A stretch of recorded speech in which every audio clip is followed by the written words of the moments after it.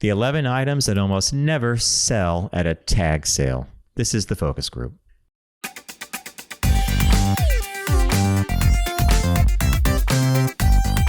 They're all business, except when they're not. It's the focus group with Tim Bennett and John Nash.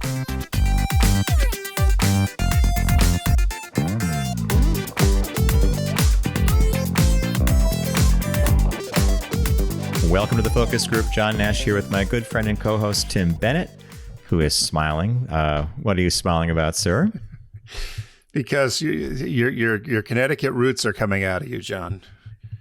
With your opening with tag sale. I've said tag sale down here. People look at me like they have no idea. It's a very Connecticut thing. It's like a package store. Yeah, tag sale. Everybody calls them yard sales. A yard sale. But we grew up with tag sale, right? Right. Tag sale and a package store. I got to go to the packy, right? That was the liquor package store. So yeah, I think Bob grew up calling them tag sales. Although now that I think about it, he often calls it a yard sale. So yeah. There was a tag sale in front of the package store, and they'd have no idea what we were saying. So Bob just said something off camera. He goes garage sale. Does that count as well? Yeah, I mean garage sale you could say too, but we always call them a tag sale. We're gonna have a tag sale. Gonna have a tag sale. It was very, very Connecticut. Our Connecticut roots. So hey, focusgroupradio.com is our website. Learn about us there, including our Tuesday podcast, TFG Unbuttoned, 20 minutes, 3 stories. Get you on the road for the week. The things you never knew. So Tim, last week we talked about, I made a comment about local advertising, specifically local car advertising, dealerships. And I put it out there that if any listener wanted to send us a link to something, that they should go ahead and do it. And in fact, we did hear from one of our listeners who sent us a link to an ad I'm going to play in a minute. But our friend's name is Fabio. He's from Henderson, Nevada. Oh. And he said, I've listened to the podcast for a couple of years, and you guys have provided inspiration as I've worked on my master's in comms management. Keep up the good work. Now, then he says this. Here he's sending us a local car ad, a link to a TV thing, and it's he says, Jim Marsh and his daughter Stacy do these commercials that are only funny because of how horribly awful they are. I appreciate them for the father and daughter bonding that it provides, but I do cringe when I see one of these pop up. So the setup, if you were watching this on YouTube, is the father and daughter next to each other. He's a very old man.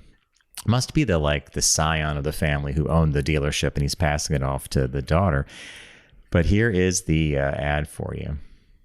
Well, Dad, you did it again. What, Stacy? You fell asleep in church. The pastor asked me to wake you up. So? I told him, you put him to sleep, you wake him up. Stacy? It's the September to Remember sales event. Lease a brand new Kia Niro for only $285 per month with 0 down. Or get 0% APR for 72 months on select new Kias. Plus, get up to $3,000 more for your trade. Only at Jim Marsh Kia. See ya in a Kia.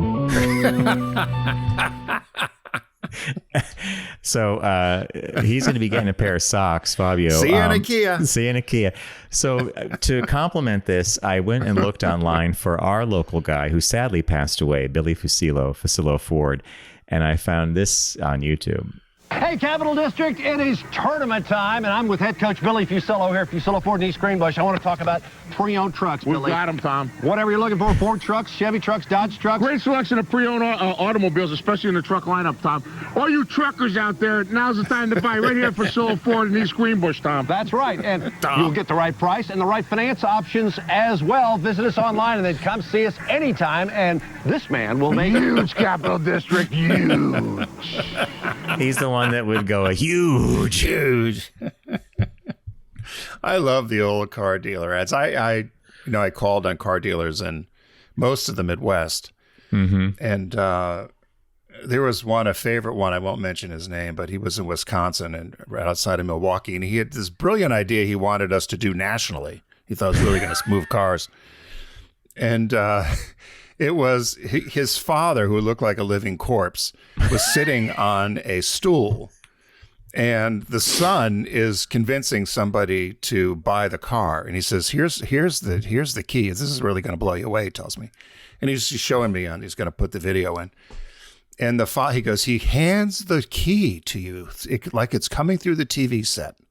He's going to hand you the key, which is it's subliminal. just right to the camera, right? Right, and Oh my God, it was so. I wish I had a copy. It was so poorly done, and the father is sitting there like, and he has this old shitty keychain out, trying to get it into the camera, and it was. And I said, "Oh yeah, I'll let the corporate marketing team know, perhaps." And then Ernie Bach, famous Ernie Bach in New England, he had Kramer. He had a donkey, a pet donkey he rescued from a circus. And the donkey would run around the yard all the time and knew how to open the fence. So he created this whole scheme around cars. Kramer the magical donkey opens your fence, opens the door to savings, and the donkey would open the door. Another one that opens the door to savings. Kramer the magical donkey. Come down and see Kramer. He'll open the door for savings. And so little donkeys running around. That was another one. I've got it. I know you're going to think I'm crazy, but this is going to sell cars. I thought, could you imagine, a corporate. Tim, what about that? There was a dealer in Texas once who called the agency. I had to tell Tim that he's like, I know how to sell cars to gays. We're going to pull in a trailer with slot machines and games of chance. We're going to have boys in gold lame briefs and women in bikinis. I know how to do this. And I told Tim just started laughing. I think you knew the dealer. I forget what part of Texas it was. One of the few in there who would do the program. But so boys in lame bikinis and games of chance. Boys in lame bikinis and games of chance. Like he knew the gays. We'll be right on it. So big thanks to Fabio in Henderson. I'm going to be sending you, I'll let you know, get your address, send you a pair of Focus Group Radio socks. And I would expand this to almost any local ad. It doesn't have to be car dealership. We have something upstate called the Wood Cart.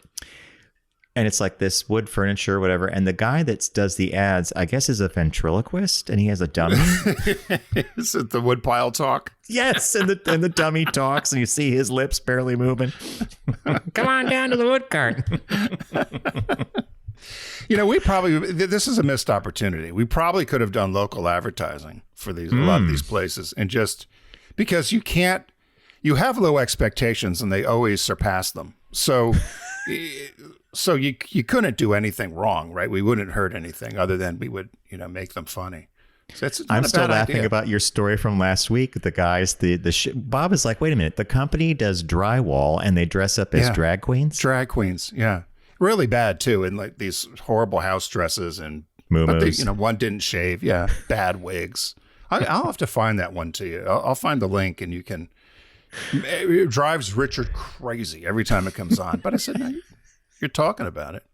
Oh, hi, Grandma. It's a really... All right. So I'm just going to say letters at focusgroupradio.com. Send us a link or a tip off for one of these things, because I think they're hilarious. I love them. And I think you're right, Tim. There are agencies that specialize strictly in local advertising. Advertising. And you and I didn't talk about it. So of course there's two things. There's the horrible, I guess, assassination attempt at the correspondence dinner, which happened last week.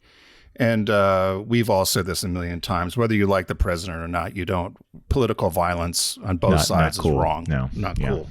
And you don't want to see anybody at that level. And we have a gun problem and the whole deal. What I did love about, I don't know if you saw some of the memes that have been going around. So there's one guy, I'm thinking there's one table, everyone's under the table. Except the guy eating. Scared. I saw this. The guy's having his salad like he's at a dinner theater, looking around, sticks his fork in. And then the two babes that decided they're putting their coats on, and they spot two bottles that weren't open, one of champagne and one of wine. And they reach in and they grab the two bottles.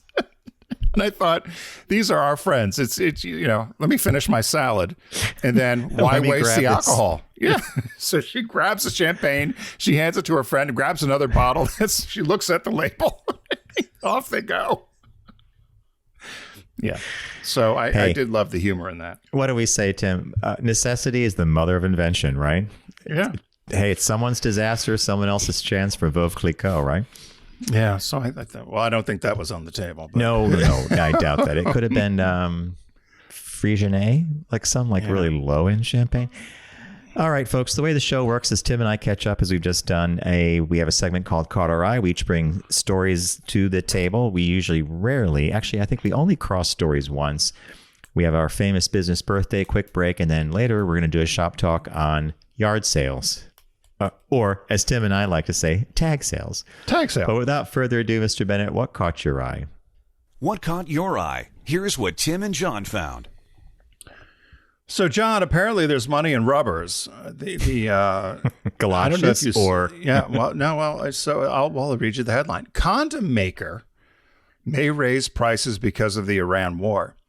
So they're just saying safe sex has gotten more expensive since the closing of the Strait of Hormuz, or as our Treasury Secretary called it, the Strait of Vermouth. I don't know if you heard him. Did you hear that? Besson. Yes. Yeah. I just Strait of cringe. Vermouth.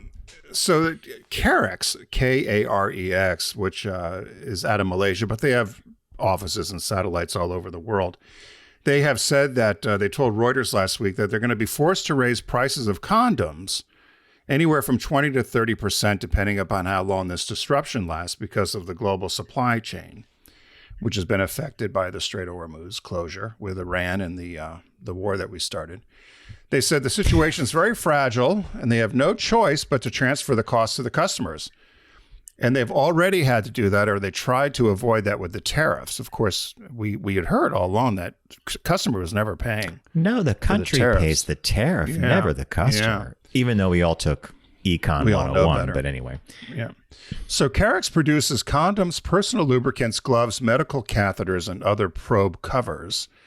And they also manufacture, how many condoms do you think they make a year? And they sell them to 130 countries.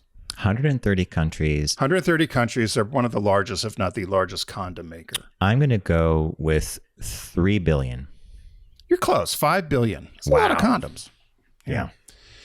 So obviously because of the cost of, so they also said the cost of packaging, which requires foil wrappers, plastics, the increase, they said plastics have gone up 30% because of the petroleum. The latex is 25%. There's also the use of ammonia, which comes out of that area. Mm-hmm. There's also a 100% price increase on nitrile, which is a synthetic kind of plastic or rubber. So anyway, they were talking about how they've got about a couple of months worth in backup, but they said if this goes on any longer, you'll see the increases. But they said that this just isn't an issue, that gasoline and diesel have been getting all the attention because of the rising costs. But they said in some countries in Asia, particularly Cambodia and Vietnam, they are having people stay at home now because they're so short on fuel. Yeah. They can't drive. And also with schools are having, they're doing online because students can't get to school either for rationing of public transportation and or just the availability of fuel.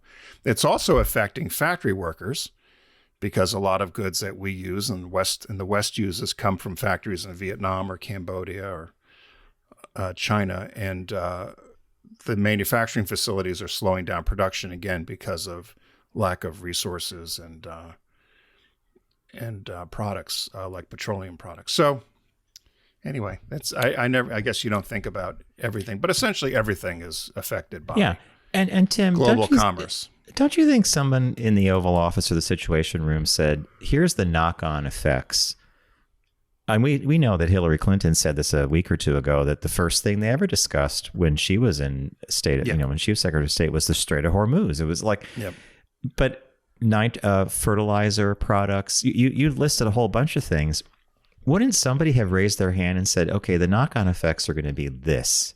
It's going to affect almost every aspect of the economy.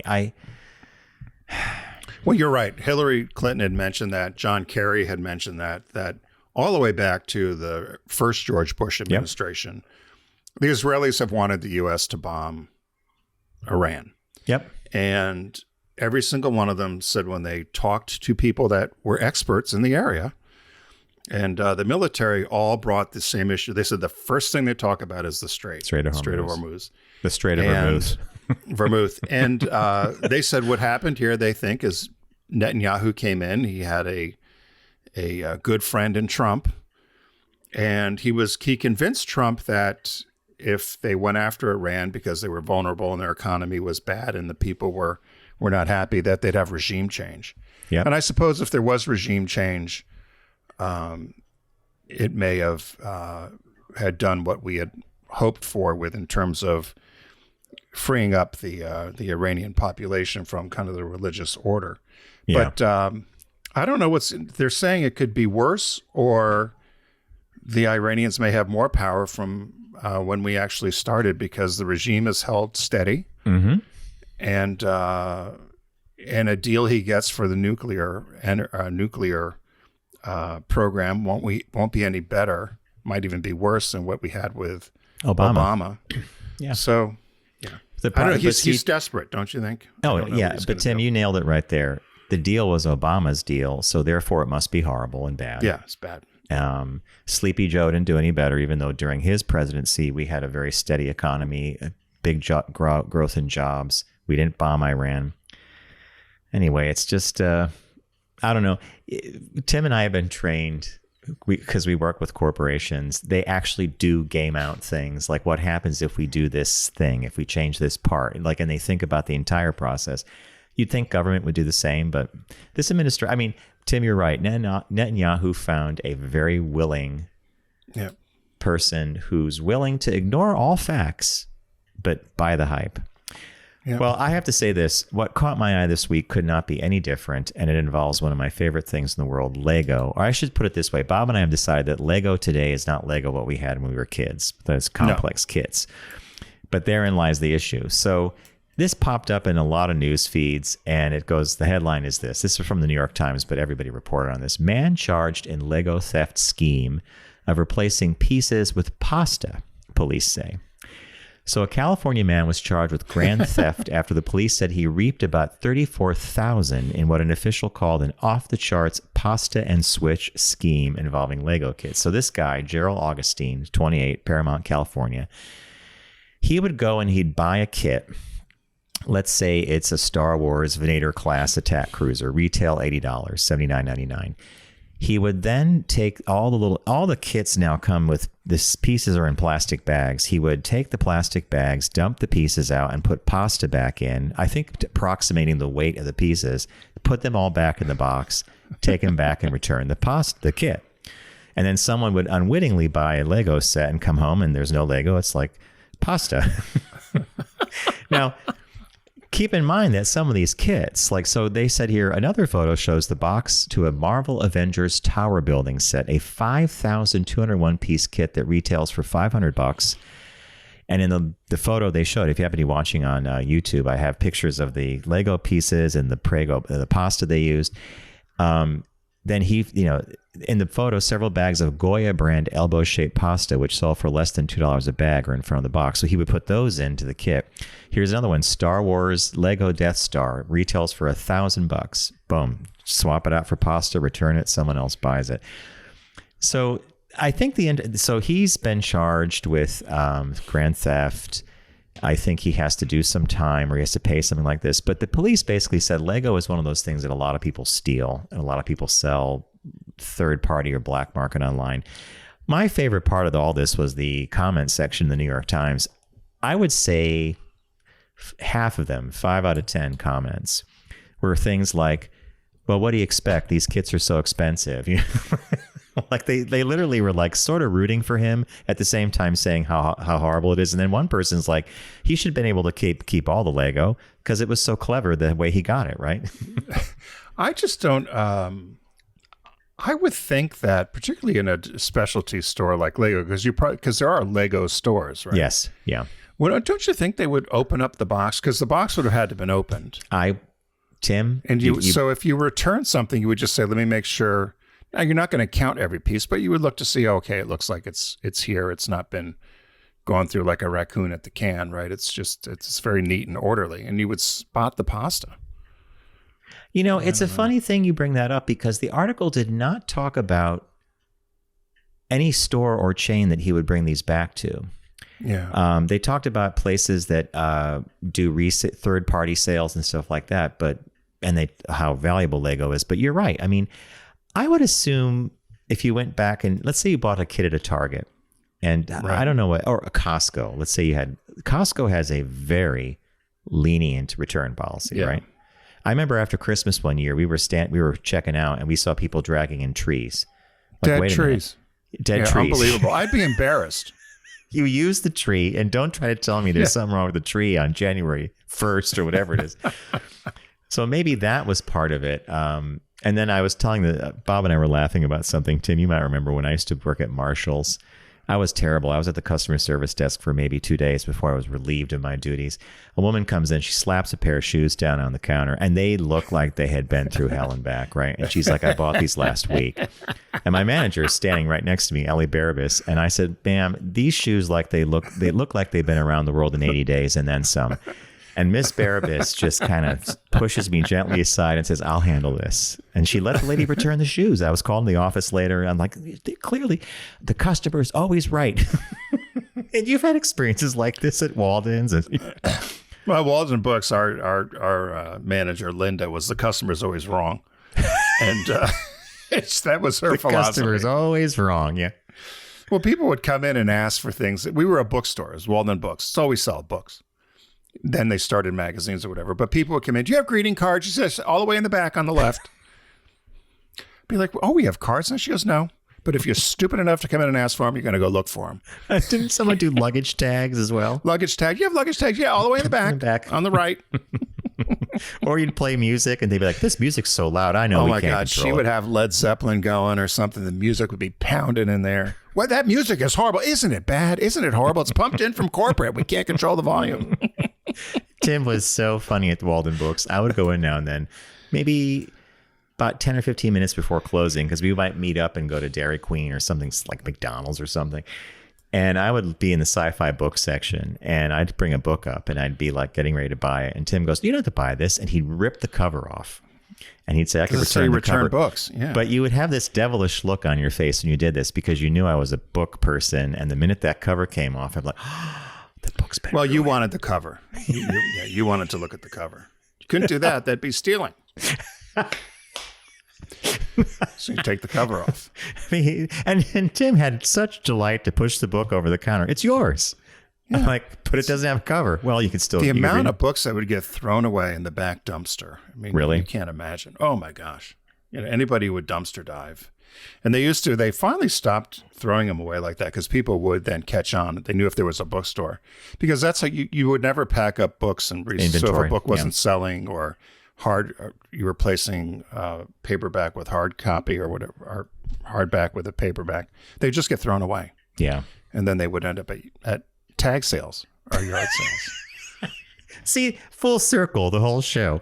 Yeah. All right, Mr. Bennett, we're going to move on here, and I'm going to say, let's do our business birthday today. Everyone does celebrity birthday greetings, but the Focus Group is the only show in the universe that celebrates business birthdays. So Marc Randolph, he was born April 29th. He's celebrating his 68th birthday today. American tech entrepreneur, advisor, and speaker, but he is most known as the co-founder and first CEO of Netflix. And he said he's a serial entrepreneur. He helped found the U.S. edition of Macworld magazine. Did he really? Are you serious?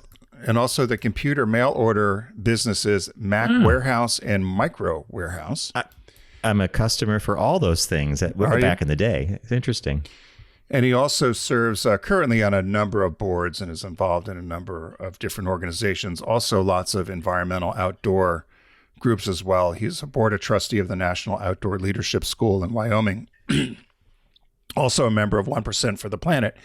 Born in Chappaqua, New York, where the Clintons live. His paternal great uncle was Sigmund Freud. And very cool. Another paternal great uncle was Edward Bernays, who was an Austrian-American pioneer in the field of public relations and propaganda. He got a degree from Hamilton College in New York, also in geology. And in his first job out of school, 1981, he worked for Cherry Lane Music, which was a company in New York, and they sold sheet music. So that's a pretty tough thing. And it was he was trying to figure out how and it was a small mail order company. So if you wanted sheet music for a particular thing, you would order it through this Cherry Lane Music. And so he thought he was going to try to figure out how to sell more sheet music, and he would tinker around with ideas around direct mail and marketing techniques. And he said it was the first time he had this fascination with computer software, and he implemented this tracking of customers to see what they bought and what the behavior was of them buying, which later on, of course, helped him with Netflix. And then from there, he went on, when he went to Mac User Magazine in 1984, he took a lot of what he learned in direct mail and about circulation and applied that to the two magazines there. And then he went off to, he and a buddy of him were working for a company called Pure Atria, or Atria, Atria, which was a software startup out in California. And Amazon had just hit and it was very popular. And it was this e-commerce model that was doing essentially books, selling books online. And he and his buddy said, I wonder if you could do this with DVDs. And so they were driving in the car and they stopped to try to find a DVD. They couldn't find one, they said. So they ended up buying a CD at the store, probably Tower Records. And then went into a card store, threw the CD in an envelope, and said, I wonder if you could mail these. I wonder if the post office will mail it. So sure enough, they put this compact disc in with a greeting card, got the postage, arrived at his friend's house the next day, Hastings' house the next day. So that's how they came up with the idea of Netflix. So they had 3 different concepts. One of them was to have a subscription-based service. So there were no late fees and you got in queue. So whenever you returned something, the other DVD would get shipped out. And based upon the 3 ideas they were working on, that's the one that hit. And they said they immediately dug right into Blockbuster's business. Wow. Yep. So the company took off. Randolph was the very first CEO in 1999 at Netflix. And he and his other business partner there also decided they were going to do a rental kiosk, which ended up becoming Redbox. Remember those in the grocery store? His other business partner, Hastings, did not like the idea, so they broke off.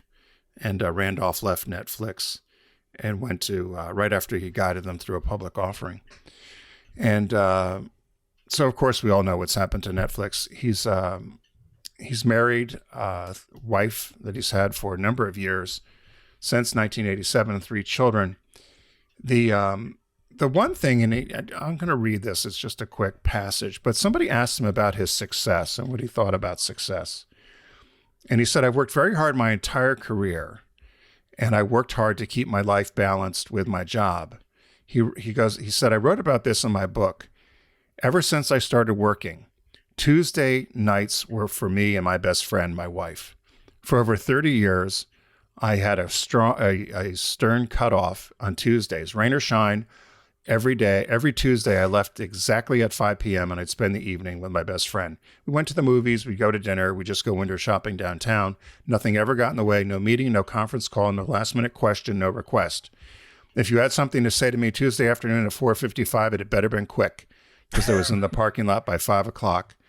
Those Tuesday nights kept me sane, and they put the rest of my work in perspective. I resolved a long time ago that even now that I'm the entrepreneur of 7 startups, it was never about the money. It was never about the startups, but about work-life balance. In fact, I was able to stay married to the same woman, have 3 kids, and spending time with them. And to me, that's the definition of success. That's a great. I'm glad you read that, and it's such a great reminder, right? Work-life balance. Well, you said, particularly if you're an entrepreneur with startups, because you're always available, right? And you're never not going to just say, "Can I get to that tomorrow?" So. But Tim, back when he began all his businesses, and when Netflix began and Redbox, I'm sure he had some kind of equity stake in Netflix when they went. Even though he left the company, he probably got a chunk of change. He left right after the initial public offer. Yeah, there you go. So he had something. Even back then, he could have been always available with telephone, right? He could have picked up the phone anytime it rang. Now we have devices that make us available literally every second of the day. And it's a chore to ignore that, turn it off, put it on mute, whatever it is. So I really think that's a great story and example that people should live by, of carve out the time, spend with other people, because it's what really matters in the end, right? Yeah. You think about something like Netflix or even Amazon. It's really just a very simple premise, isn't it? Mm-hmm. I mean, Netflix at the time with the DVD, but I mean, now it's a streaming service more than anything else, right? Which they did a brilliant job evolving into that. But when I remember the Netflix tiers, you could do 1 disc or 3 discs at a time. You could keep it as long as you like. And when the disc came back, the next one in your queue came. And it was better than Blockbuster, right? Because you know how Blockbuster was. I wonder if they ever lost money on that. I wonder if people just kept the discs. Oh, I'm sure. I guess you'd only lose 1 disc because you're not going to get another one unless you. They had a whole system set up where if you got a disc and it was damaged, you had to actually go online, click that the disc was damaged. They would send you another one. And then when it was not Redbox, when Netflix, the DVD service collapsed or folded or ended, they actually had some kind of an auction or sale. You could buy the discs that they had. Wow. Now, what you were basically buying was a disc because they got rid of all the packaging. Because remember, these were just come in the red envelope. Like a little envelope. Yeah. Good business birthday. So that's our business birthday. As John mentioned, we've got a shop talk coming on related to tag sales, or as you and the rest of the country might call a yard sale or a garage sale. So stay with us. We'll be right back.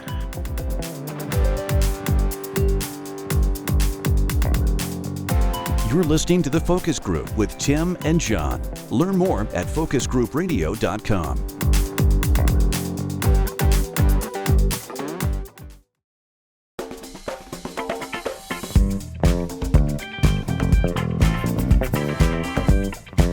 Now back to The Focus Group with Tim and John. Available pretty much everywhere.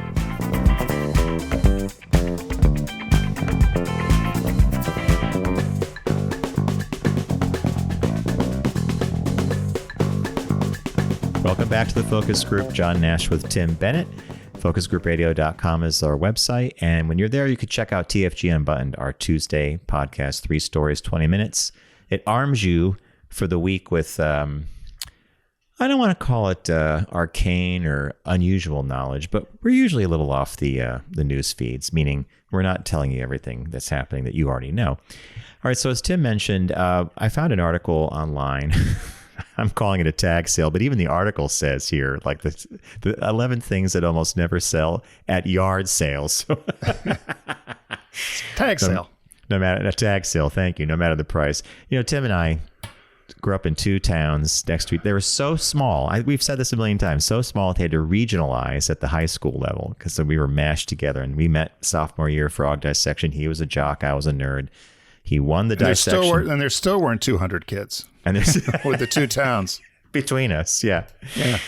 All right. So the story here is that there are just items that you clear out and you think, okay, we're going to do a yard sale, tag sale, and they just never sell. And what I was fascinated by this stuff because it makes sense to me, although depending on some of the stuff. Well, first off, one of the first things they had here was books. Books can be tricky to sell because reading preferences are so personal. I couldn't agree more. In our laundry room here in our building in the city, we have a free bookshelf. People put books down there. And the stuff that people get rid of just... I'm like, you really think someone's going to read that? Like old manuals from the 80s, like Code in COBOL, whatever it is. And Lotus Notes. Tim, that was a good one. Thank you. That's good. So books are a hard one. The exception is kids' books, which tend to sell much better. But adult fiction and niche topics usually just sit on the table. So what's our next one? When I had my yard sale, I had a whole table of books because you and I would get books every week from at SiriusXM. Publishers and stuff. And there were good things like the biography of Steve Jobs or some things like that, but nothing was selling, and there were so many books. So I actually even put the table out front and said free. And nobody, because I thought, what am I going to do with all these books? And the only things that people took smartly, and then I was kind of regretted putting them out. I had a number of picture books. So books like coffee table books? Yeah, like a Palm Springs or Grand Canyon or stuff like the Pacific Northwest. People took those books. But you're right. Nobody was taking, even the newer things that hadn't even been read, they just were not interested. So the other thing you mentioned here, magazines to go along with that, I could see that. Unless there was something where you might have been in there or you said, oh, I'm looking for the special edition of Time magazine. I can't imagine. I know people save magazines. I used to do that. Same here. And I'll look through them and say, I wonder why I saved this. And I can't find the article. No, I will go through to say there must have been an article in here that I wanted. Or maybe it was just the cover. But do you have magazines you've saved? A couple. National Geographic, people used to always say. A couple. I've bought magazines that I love the cover. Like I have a couple of Life issues with Lucille Ball on the cover, or Jackie Onassis. Forbes or Fortune, I think it was Fortune magazine, used to have these incredible covers back in the 30s. Deco, illustrated, beautiful. And the other day I found an Entertainment Weekly that goes all the way back to like 90. And this is going to be odd, I only saved it because back in the day, Entertainment Weekly used to do once a year, the front of the magazine had rows of black and white pictures of people that had passed away from HIV/AIDS. Oh, I remember that. Yeah. In the entertainment and, production world. And one of the guys, I was scanning through it, and the guy that I saw someone who happened to be the first person I ever fooled around with in Manhattan. It was nothing crazy that we did, but I was like, oh my God, I remember this guy. He was nice. And it was like when I first graduated college or something. And so I saved it. And now and then I pull it out and I'm like, oh, and I do exactly what you do. I'm like, why did I say it? And then I'm like, oh, wait, his picture's in there. It's a weird thing to save. Yeah. So the next item here we have is regional or niche items. Items tied to a specific place of interest, like local memorabilia, travel guides, or school gear from another region can be tough to sell. It often requires the right buyer. I don't even think you have to just go into this one too much, because if you're selling something from the University of Wisconsin and you're in Jersey, you have to right? The only thing I will say, when I lived in Glenside, Beaver College was there. And Beaver College got made fun of all the time on Letterman or Conan, any of the late night shows. So much so, and there was something with the movie that they changed their name to Arcadia University. So in some of the local thrifts, there would be Beaver College mugs and Beaver College glass. So I bought some, thinking, oh, people are going to buy these. Again, put them out at my yard sale. I think they went for a dime. Yeah. The adult clothing is another one. They said that a common yard sale item, hard, because people are expecting it to be 50 cents, $1. Our friend Doug, who you know, had embarrassed himself on a shopping spree in Florida once and bought all this ridiculous, age-inappropriate Versace clothing. Never wore, like see-through nylon shirts for men or whatever, and then puts them out at his yard sale for $300, $500 and can't understand why they didn't sell. We were screaming, Mahoney and I. So yeah, the people don't go to a yard sale thinking they're going to spend $500 on a designer. On a Versace see-through top that only someone who works out 10 days a week. Yeah. Following on Tim's adult clothing entry would be adult shoes. And they put in parentheses here, non-brand name. Shoes can be even harder to sell. This is almost, unless those shoes were in a box and had clearly never been worn, I don't think you would ever even touch them. Right? Yeah. That was funny. Outdated electronics. Now, I thought I was going to have a windfall here. I had a couple of old computers, John. Nobody touched them. Old electronics that are no longer useful, such as obsolete devices or incomplete setups, tend to sit idle. So, yeah. So, and following on that, this is one that I have seen this. I question it. I guess people buy. It says damaged or broken items. It might be tempting to put out items that could be fixed, in air quotes. But most yard sale shoppers, most tag sale shoppers aren't looking for projects. If it's a broken or missing part, it's unlikely to sell. Now, I think your friend Matt probably knows that quite well, right? Yeah, well, but I laughed about this. I've told this story before, too, at my tag sale. I had 2 broken office chairs in the garbage, off by the garbage cans. And this guy said, how much for the chairs? I said, 10 each. I'll take them. I was like, perfect. Yeah, they should not have been sold. You know, your yard sale was. I look at, you know, I have the pictures you sent me from all the staging, and I was looking at them the other day, and it's a whole roadmap of your career around the country and eventually back to PA, right? I mean, and a lot of that stuff, I just loved it, and people didn't even, you know. I'm still angry about it, as you can tell. If you haven't noticed, I'm still mad about it. Richard forced me, because we were combining the two houses, right? So for under $500, you could have had the most fantastic apartment if you were just starting out. I sold probably $20,000 worth of restoration hardware and Pottery Barn furniture for pennies on the dollar as I'm carrying out the $900. I still remember this. A mirror I'd spent $900 on. It was unbelievable. I loved it. Couldn't fit down here in the house. I'm carrying it to this woman's car, and she's still trying to talk me down from the $15 she spent for it. I was like, she goes, oh, I got a great deal on this. I said, yes, you did. I wanted to drop it. I'd have rather broke it in the street, but anyway. I'm out of breath. I get upset by that yard sale all the time. Open or worn personal items. Again. I didn't understand what this was. Is this like a sex toy? I mean, an open, worn personal item. Yeah, it would be like buying hearing aids. Or maybe a electric razor or something. Possibly that. Yeah, like I could see buying the handle to a razor system, but not, you know.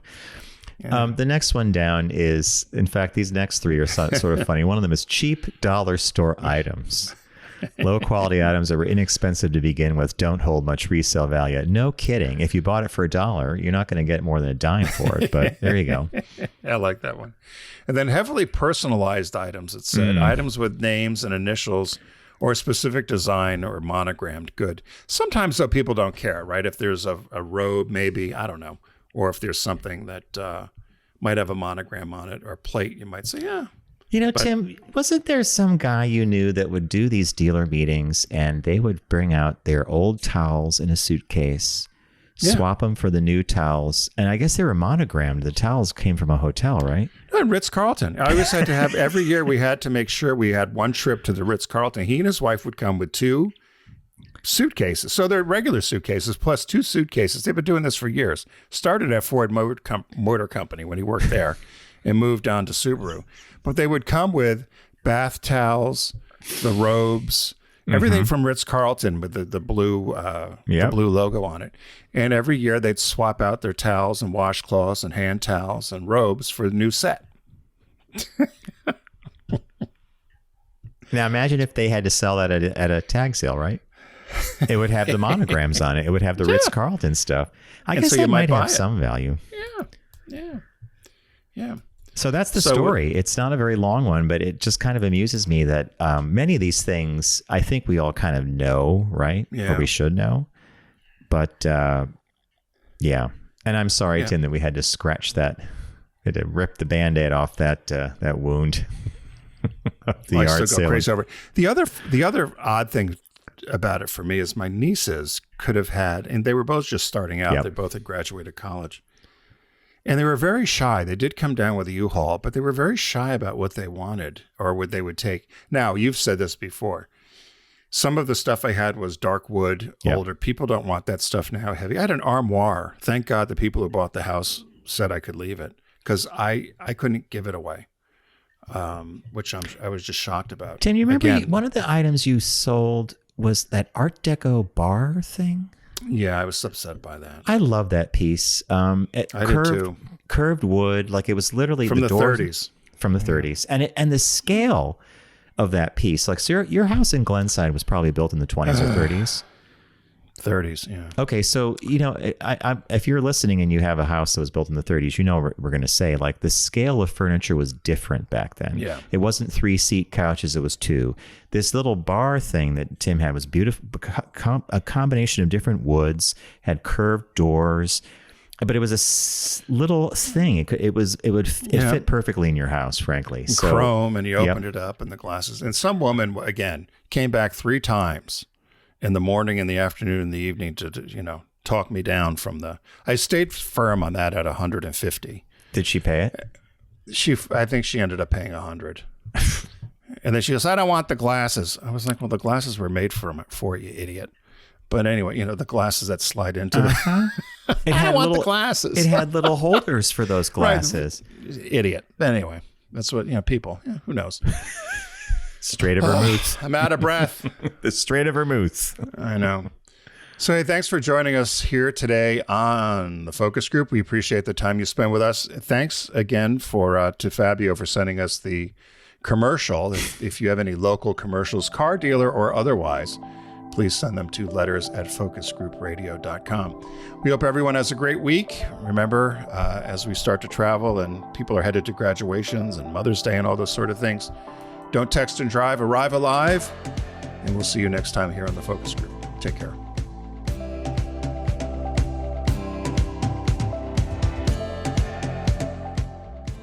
It's the Focus Group with Tim Bennett and John Nash. Accessible on all platforms. Subscribe, like, and rate us on your platform of choice. Learn more at focusgroupradio.com.